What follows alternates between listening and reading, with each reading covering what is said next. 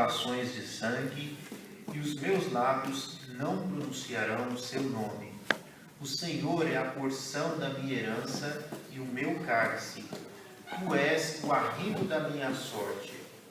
Caem-me as divisas em lugares amenos, e muito linda é a minha herança. Bendigo o Senhor que me aconselha, pois até durante a noite o meu coração me ensina. O Senhor tem sempre à minha presença. Estando Ele à minha direita, não serei abalado. Alegra-se, pois, o meu coração, e o meu espírito exulta. Até o meu corpo repousará seguro, pois não deixarás a minha alma na morte, nem permitirás que o teu santo veja a corrupção. Tu me farás ver os caminhos da vida, na tua presença a plenitude de alegria, na tua destra delícias perpetuamente. Muito bem.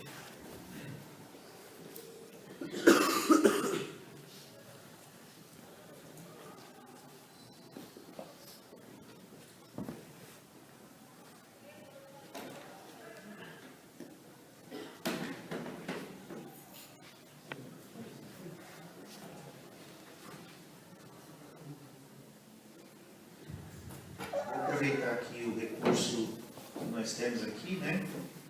E vou fazer uma pequena ilustração aqui.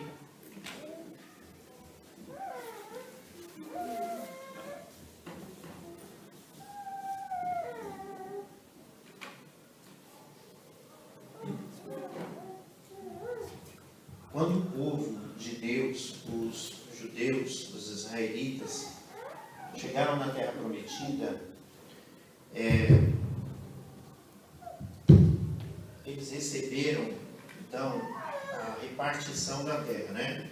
Então, lá nós temos o Estado de Israel, mais ou menos assim, e foi repartido, então, um pedacinho de terra para uma tribo, como se fossem estados, né? Então, aqui nós temos o país, né, como estado,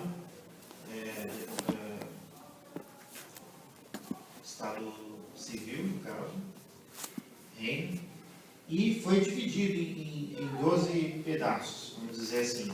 Mas, então nós tínhamos 12 tribos, mas uma delas não recebeu, né? Uma delas não recebeu a sua porção, que era a tribo de Levi. A tribo de Levi, então, ficou sem terras para plantar.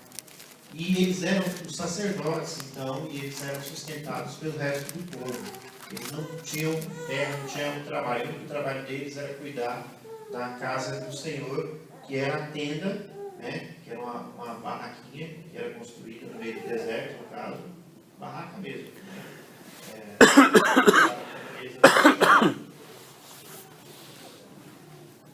E eles cuidavam então desse lugar que era o tabernáculo, né? Eles ofereciam sacrifícios a Deus e cuidavam de todo o culto. Bom, então eles tinham esse serviço e eles não receberam terra, porque Deus determinou então que a porção deles seria o Senhor. Então aqui eu vou desenhar aqui um homem aqui, um bonequinho, e aqui vou desenhar aqui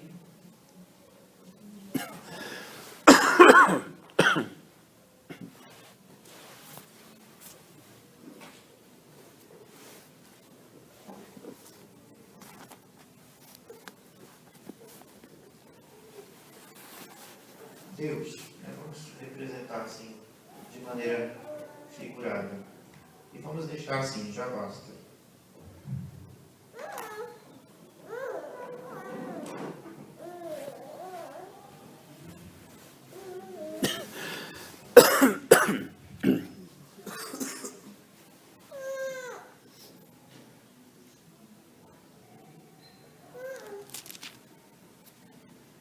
O texto diz assim: guarda-me, ó Deus, porque em ti me refugio.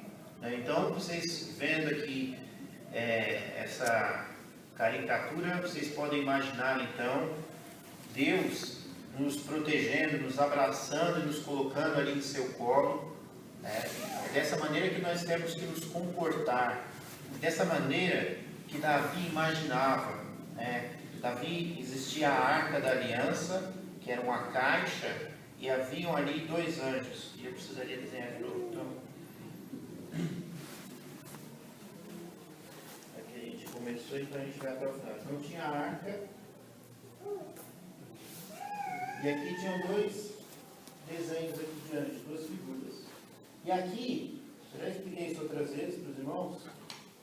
Aqui, quando Deus se manifestava na tenda, a arca estava dentro da tenda, né?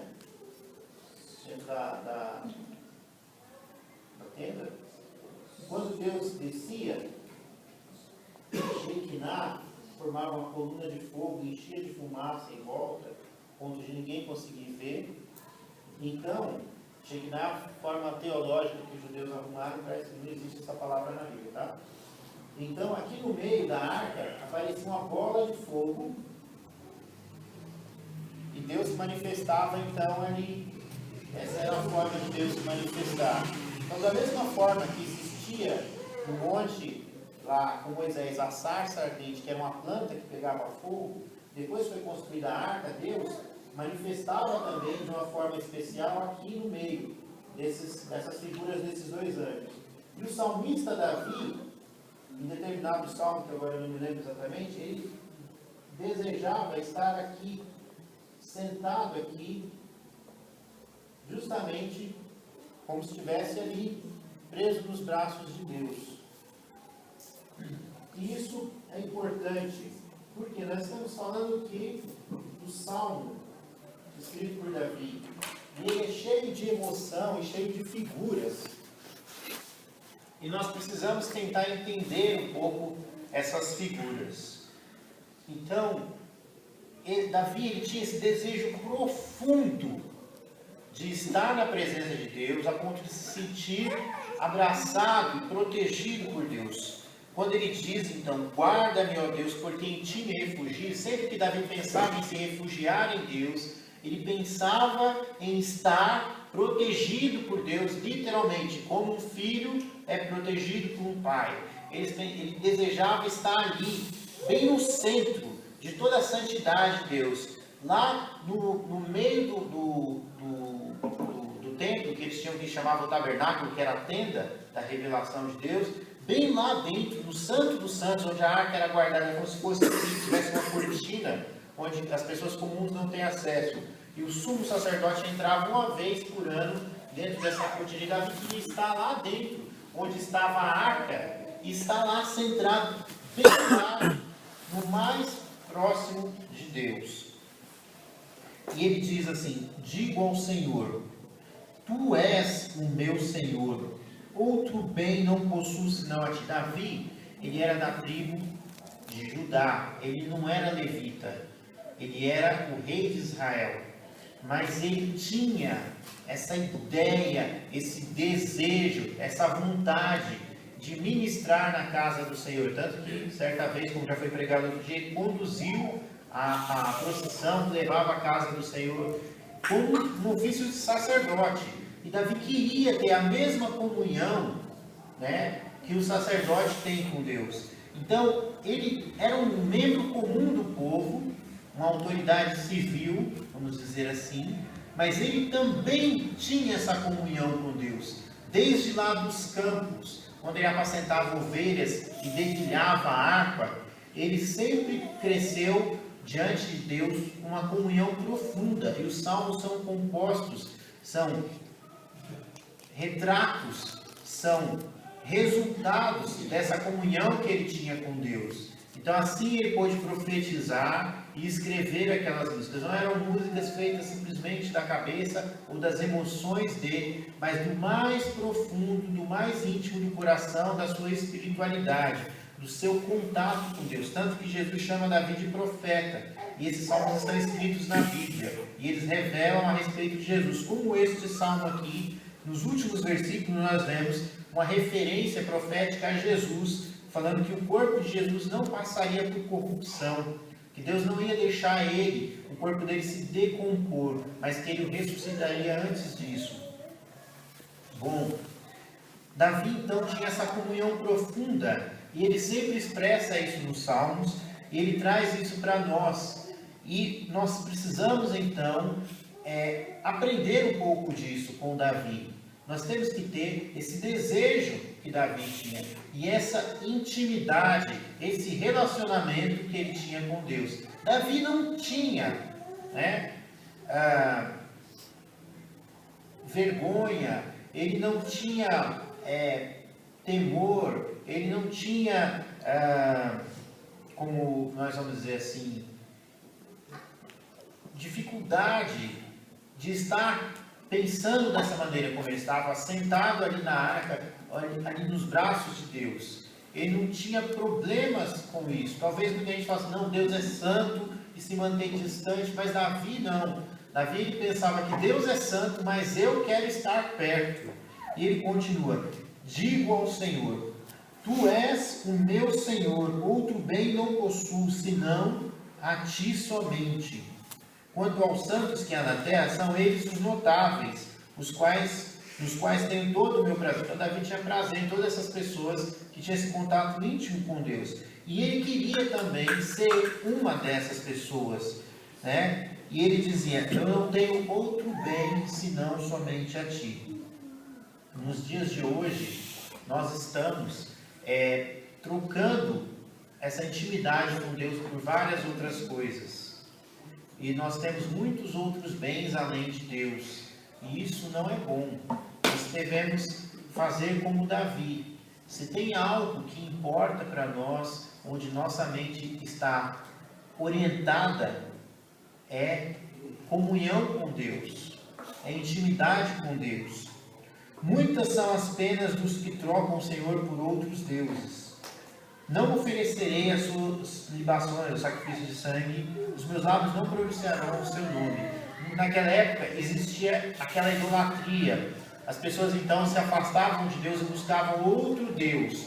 Outro Deus é algo que toma o lugar de Deus. E hoje, nos dias de hoje, nós temos visto muitas pessoas colocando outras coisas no lugar de Deus. Sendo o pai, sendo a mãe, sendo o filho, sendo o namorado, sendo o esposo, a esposa, sendo o trabalho, sendo os estudos, sendo o time de futebol, ou mesmo sendo a religião, o culto a Deus, né? Às vezes a pessoa vem aqui na igreja, mas ela acaba trocando a intimidade com Deus por uma coisa mecânica, um ritual. Ela não é capaz de ver além, ela não é capaz de chegar mais perto, ela fica presa, tímida ali no banco, ela não se manifesta, ela não vê que Deus tem muito mais a oferecer. E Jesus ensinou isso para nós, né? Buscai o reino de Deus e a sua justiça, né? E todas as coisas vos serão dadas, né? Não procura se preocupar com as coisas dessa terra, mas procura se preocupar com as coisas de Deus. Se você vai juntar alguma coisa que tem de valor, então que você procura juntar tesouros nos céus, né? O reino de Deus é comparado àquele que encontra uma pérola no terreno, e ele não tem a posse desse terreno, então ele vai, vende tudo que ele tem e compra aquele terreno para ficar com aquela pérola. É um sacrifício que você tem que fazer para que você alcance uma intimidade com Deus. Você tem que deixar tudo. Como aquele cego lá que foi buscar Jesus, ele teve que deixar a capa dele, né? Existem essas pregações, essa ilustração. Tantas pessoas que tiveram que fazer sacrifícios, tiveram que deixar coisas que as prendiam para ter uma comunhão real com o Senhor. Não deixe então que outros deuses tomem o lugar que é devido a Deus na sua vida. O Senhor é a porção da minha herança, o meu cálice e o meu cálice. Tu és o arrimo da minha sorte, né? A Bíblia fala, a sorte se lança no regaço, mas do Senhor provém toda a disposição dela, né? O que se diz? Quer dizer que não cai uma folha de uma árvore sem a permissão de Deus, né? Se você não tem comunhão com Deus, como você espera ser bem sucedido nas coisas? Quem dá a vitória em tudo é Deus. É Deus em primeiro lugar. Depois você vai ser vitorioso. Tem muita gente que se gaba porque eu tenho uma técnica, porque eu tenho um jeito. Olha, não é assim. Não funciona assim. As coisas vêm de Deus. Né? É Deus que abençoa. Se Deus não abençoar, você pode ser o mais sábio do mundo, vai fracassar. Seus planos vão fracassar, porque quem controla o destino é Deus. Né? E continuando, caem as divisas em lugares amenos. É muito linda a minha esperança. Tem um salmo, né, que diz assim: a bondade e a misericórdia me seguirão todos os dias. Quer dizer que as bênçãos vão correr atrás de mim. Quando eu me agrado do Senhor, outro versículo da Bíblia fala que Deus então satisfará o desejo do meu coração. Se eu tiver intimidade com Deus, Deus vai me dar aquilo que eu estou pedindo, aquilo que eu tanto almejo, que eu tanto desejo. E Deus está disposto, mas é o que? Buscar, né? E busque de todo o coração. Então você vai me encontrar dinheiro para comprar as coisas. Eu não preciso ter influência. Eu preciso ser amigo de quem é influente. Eu preciso ser amigo de quem possui as coisas. Então é assim, você precisa ter intimidade com Deus, mas não é chegar com interesse naquilo que Ele pode te dar. Você tem que amar Deus de fato, porque Ele é capaz de ver o íntimo do seu coração. E se você, como diz, agrada-te do Senhor, se você chegar diante de Deus com esse amor sincero, Ele como Pai amoroso, né, Ele já nos deu Jesus Cristo, a Bíblia diz lá no Novo Testamento. Como é então que Ele já não vai nos dar, juntamente com Jesus Cristo, com a salvação de Jesus, todas as outras coisas? Deus já foi capaz de dar o próprio Filho dele por nós. Como é que Ele vai nos negar qualquer outra coisa? Então o mais importante é esse amor, essa comunhão com Deus. E isso é o que nos traz consolo. Isso é o que nos preenche a alma. Isso é o que nos traz refrigério. Isso é o que dá sentido à vida. A gente costuma usar uma ilustração, né? Dentro do seu coração existe um espaço vazio que só pode ser preenchido por Deus. Ele tem o formato de Deus. O ser humano vive sofrendo com falta de sentido, com falta de esperança, porque ele não tem a comunhão com Deus, que preenche todas essas coisas, que dá paz, porque você tem confiança, você está, não importa se tem terremoto, se tem furacão, você está em paz. Por quê? Porque a sua confiança está no Senhor, porque Ele acalma a tempestade, Ele faz cessar todos os problemas, né? Quando acordaram Jesus no barco, Jesus acalmou a tempestade, acabou os problemas, mas precisa buscar a quem tem o poder, né? Precisa confiar em quem tem o poder. Foi falta de confiança no poder de Jesus. Por quê? Porque eles já sabiam que Jesus fazia muitas coisas. Por que não despertaram Jesus antes? Porque ficaram com medo. E Jesus repreendeu. Vocês estão com pouca fé, né? Continuando. Bendigo o Senhor que me aconselha, pois até durante a noite o meu coração me ensina. O Senhor nos aconselha, Ele nos faz caminhar por pastos verdejantes, nos guia mansamente a águas tranquilas, Ele nos tira o medo. Enquanto nós estamos ansiosos, então nós conversamos com Deus, e durante a noite Deus nos traz então descanso para a mente, porque nós deixamos todos os nossos problemas na mão de Deus. Ele nos traz sonhos bons, nos revela o futuro, revela esperança. Quando você acorda com outra disposição. Você vê que Deus é bom. Então, até durante a noite, o crente não deve ter o coração atribulado, não deve ser uma pessoa que não consegue dormir porque não tem paz, porque tem medo. Nós precisamos ter confiança em Deus que tira o medo, que dá a paz. O Senhor tenho sempre a minha presença, estando Ele à minha direita, não serei abalado. Então, aqui, novamente, você está ligado o microfone. Aqui à direita, como Davi tinha. O que é isso, né? Isso é importante. Eu não tiro Deus da minha visão. Eu não desvio o olhar dele. Pedro afundou na água porque ele olhou para a tempestade, ele olhou para o mar, olhou para o vento, e aí ele começou a afundar. Ele tirou os olhos de Jesus, né? Tem aquela música, não tire os olhos de mim, né? Música que dizia uma grande verdade. Então nós temos que ser como Davi, nós temos que ter o Senhor sempre à nossa direita. Está vendo que Ele é muito maior, que Ele nos protege, Ele está à nossa direita, à nossa frente, nós não tiramos os olhos dele. É assim que nós temos que ter Deus em nossas vidas. Eu lendo esse versículo, eu me lembrei de uma coisa que a gente fala no ensinamento, né? Orando no Espírito, pensando em Deus. Davi, ele tinha tanta comunhão com Deus que ele fala, na sua palavra eu medito dia e noite. Eu penso no Senhor 24 horas por dia. O Senhor está na minha vista. Eu estou na presença de Deus. Deus está à minha frente, à minha direita, 24 horas por dia. Eu não tiro os olhos do Senhor. A minha vida é o Senhor, né? Então, como Paulo dizia, eu não vivo mais para mim mesmo, eu vivo para Deus, né? A minha vida é fazer a vontade de Deus, como Jesus falou. A comida que eu tenho para comer é fazer a vontade de Deus, 24 horas por dia. Ah, mas e as coisas da vida? Eu vivo. Nós temos que ser assim, eu vivo. Mas quem se preocupa com essas coisas é Deus.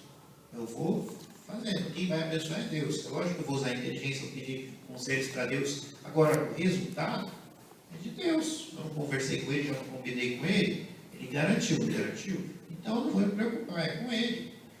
Por que Ele garantiu? Porque está escrito na palavra dele. Está escrito, confia no Senhor, né, que faz o bem. Se você viver assim, assim, assim, o que vai acontecer? Deus vai abençoar ao entrar e sair de qualquer lugar. Em tudo como você colocar a mão vai prosperar. Tem que me preocupar com alguma coisa? Não, tem que ter o quê? Deus na minha mente o tempo inteiro. Foco nele. Como que nós temos Ele o tempo inteiro em nossa frente? Meditando na palavra dele, pensando nele, os ensinamentos dele, em quem Ele é, o que Ele diz. Tem tantas promessas, tem que ter sempre na nossa mente. Assim a gente cria um escudo, né, da fé, a gente apaga os dardos inflamados do maligno, a gente combate o medo. Por quê? Quando vem alguma pessoa, não vai dar certo, opa, peraí, eu tenho promessa de Deus para a minha vida, vai dar certo sim. Por quê? Porque é Deus que faz as coisas darem certo, né? Então, é assim que a gente se consola de muitas coisas, porque são muitas tristezas, muitas coisas que vêm nos esgotar, e nós não temos que ficar esgotados com essas coisas. Por quê?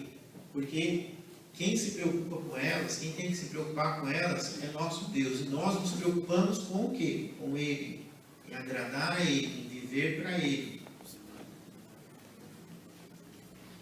Alegra-se, pois, o meu coração, e o meu espírito exulta, até o meu corpo repousará seguro.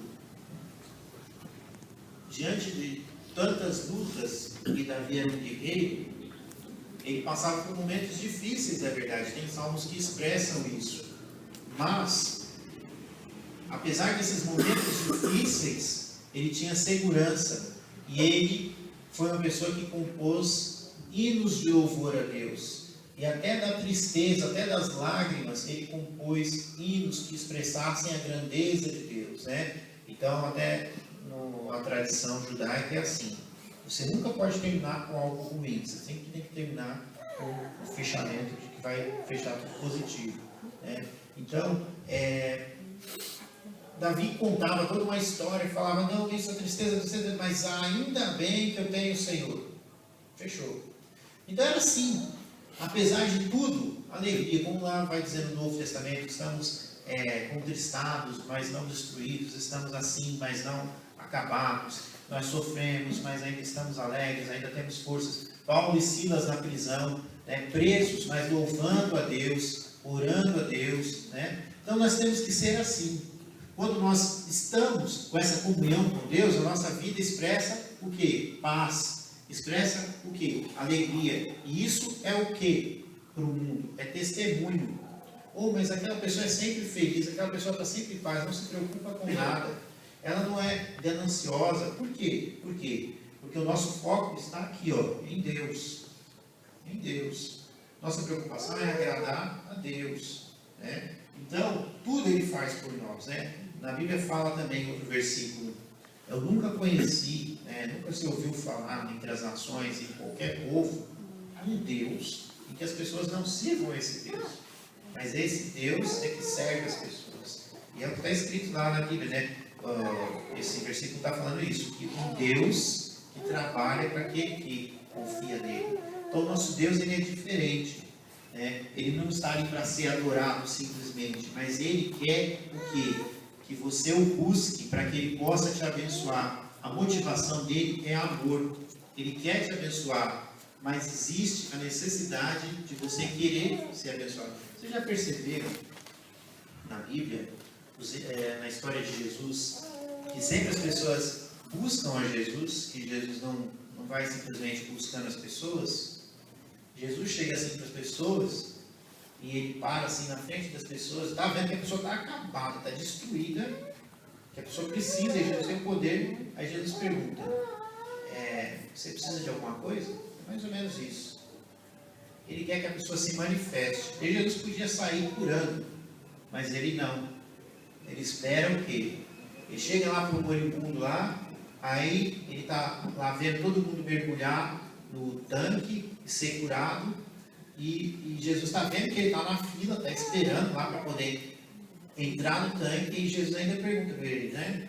Mas o que você está querendo? E ele tem que falar para Jesus. Mas é tão óbvio, olha, eu quero ser curado, eu estou aqui há muito tempo, só que ninguém me coloca lá, né? Aí Jesus cura ele. Então é sempre assim, encontra o cego, o que você quer? Eu quero ver, eu sou cego, está tão na cara, né? Eu quero ver, mas a pessoa tem que falar com Deus, ela tem que buscar a Deus, senão não tem como Deus agir.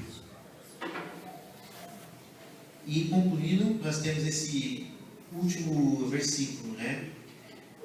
Pois não deixarás a minha alma na morte, nem permitirás que o teu sangue veja a corrupção. Outro dia eu estava pensando, tem tanta gente que está trocando coisas temporárias, trocando coisas eternas por coisas temporárias.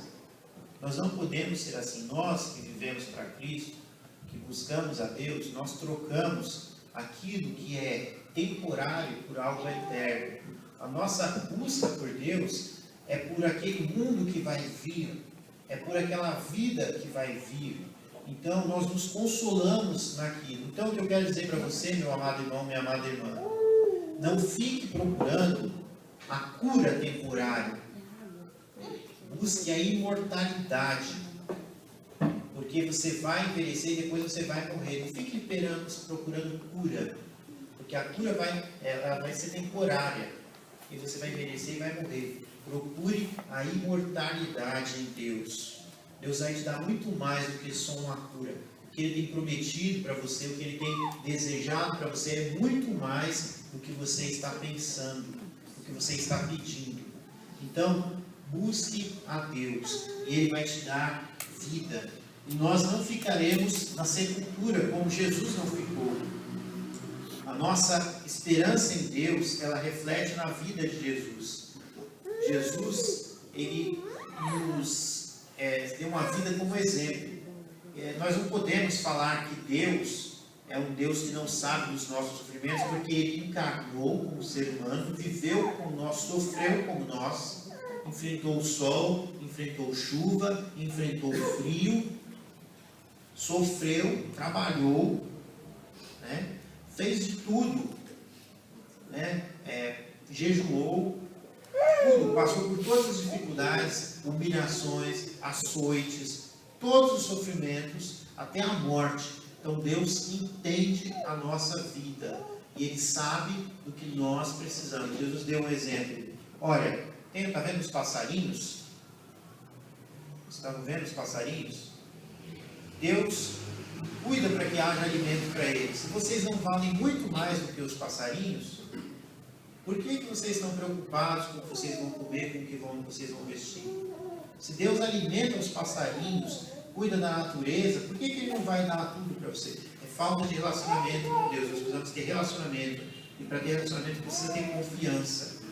Então, que nós nos consolemos com a palavra de Deus. Que nós mudemos as nossas atitudes. Que nós vivamos mais relaxadamente, né? Não quer dizer deixar de trabalhar. A Bíblia fala, trabalhar é para que Deus repartir com 7 até com 8. Mas que você faça a sua parte e deixe o resultado com Deus. Você confie em Deus, o resultado do seu trabalho. Você não se gaste demais por algo que só Deus pode fazer acontecer. Confie em Deus de todo o teu coração, né? Não confie no teu entendimento. Foi lido esses versículos aqui no começo do culto. Entrega tudo a Deus, tudo. Confia nele e Ele vai fazer todo o mais. Então eu quero orar por você agora e quero pedir para você que você reflita nessa mensagem e que você tome uma atitude. Eu pergunto para você, diante do que você viu na palavra de Deus, como é que você vai viver a partir de hoje? Será que você ainda vai continuar enxergando aqui no lugar de um Deus gigante, um Golias? Será que você vai continuar enxergando no lugar desse Deus que é gigantesco uma montanha de problemas? Ou você vai substituir, né, essa montanha de problemas por um Deus gigante que criou todas as montanhas, que criou todos os lagos, que criou o sol, a lua e as estrelas? Né? Como é que você vai agir? Eu pergunto isso para você. É um momento de você tomar uma decisão, de você mudar de atitude. Então eu quero orar com você. Senhor, em nome de Jesus, eu te rogo que o Senhor abençoe essa palavra no coração de cada irmão, de cada irmã. Amém. Que o Senhor quebrante o nosso coração, que nós nos dobremos diante do Teu altar e realmente entreguemos as nossas vidas a Ti, para que o Senhor cuide delas, meu Pai, como uma criança que confia em Ti, meu Pai, como um bebê que confia no Pai, meu Pai, que nós nos coloquemos diante de Ti na inocência, sem querermos ter pretensão de sabermos o que é certo e o que é errado, de sabermos o que que dá certo, o que é que não dá certo, cheios de arrogância, achando que entendemos, mas Senhor, que o Senhor mude o nosso coração, que nos dê um coração humilde diante de Ti. Quebranta, meu Pai, o nosso eu, o nosso orgulho, faz com que nós confiemos, meu Pai, com a fé pura, legítima, Pai, em Ti, Senhor. Transforma, meu Pai, para que nós tenhamos uma comunhão verdadeira contigo. Trabalha nos nossos corações, meu Pai, para que nós sejamos vivos, meu Pai, sejamos cheios de alegria e de paz, Senhor. Opera em nossos corações e coloca, meu Pai, o Teu Consolador entre nós, meu Pai, no fundo do nosso coração, meu Pai, tomando conta de nossas mentes, meu Pai, que nós não tenhamos nada que nos incomode, meu Pai, que nós tenhamos um sono tranquilo, meu Pai, mas que nós tenhamos uma vida tranquila, confiada em Ti. É isso que eu te peço e te rogo agora, em nome do Senhor Jesus. Opera com o Teu poder. Amém. Amém, Jesus.